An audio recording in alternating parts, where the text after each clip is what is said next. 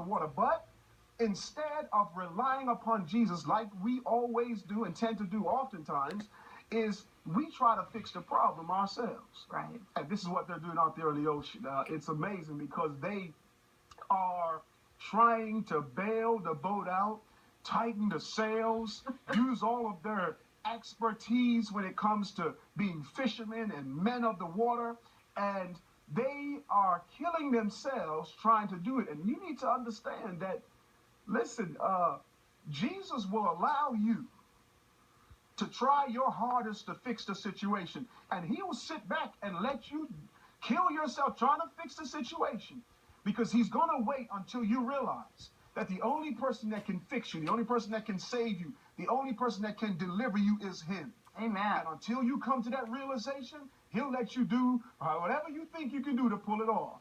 He'll let he'll let the bank account run dry. He'll let you know the car just completely fall apart. He'll let everything come upon at once until you come to the point that I gotta look up and call on Jesus. And when that happens, then he's ready to deliver. And so they're bailing and they are doing all kind of things. And one preacher I once heard, he shared that, listen, these are some foul-mouthed fishermen. And the fact of the matter is that many of the things they said on the lake that night didn't get recorded in the Gospels, man. It had to be left out of the Gospels, man, because there were some amazing things being said on the lake that night. Tight situation. It's a tight situation. And so, in essence, they are fighting and fighting, and, the water is actually now filling up the boat. The boat is going down. It's filled with water, and it's going down. And it is then that they call on Jesus. It is then that they remember that it's actually Jesus that's in the boat. Now, I got to ask you, Pastor, having grown up in Bermuda, yes, seeing the ocean all around you, did you ever see any kind of storms like that, or did you see boats or people getting stuck out there in the ocean? Absolutely. As a matter of fact, I've been a part of many of them myself. No question about it. Bermuda has a main island, but there are many little islands that surround it. One of those little islands, which is actually in the center of it, is an island that I grew up on. I rode a boat every day to work, every day to class, every day to school, every day to church.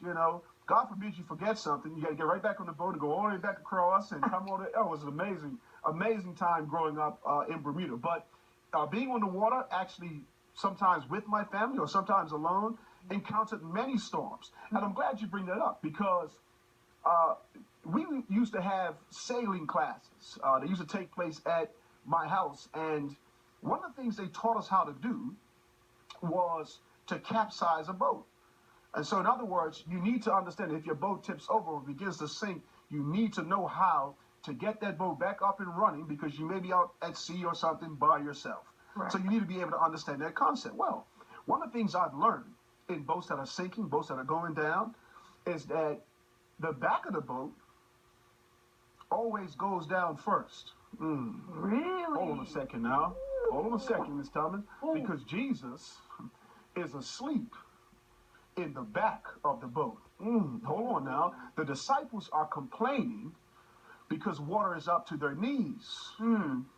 Jesus is asleep, and there's water up to his ears.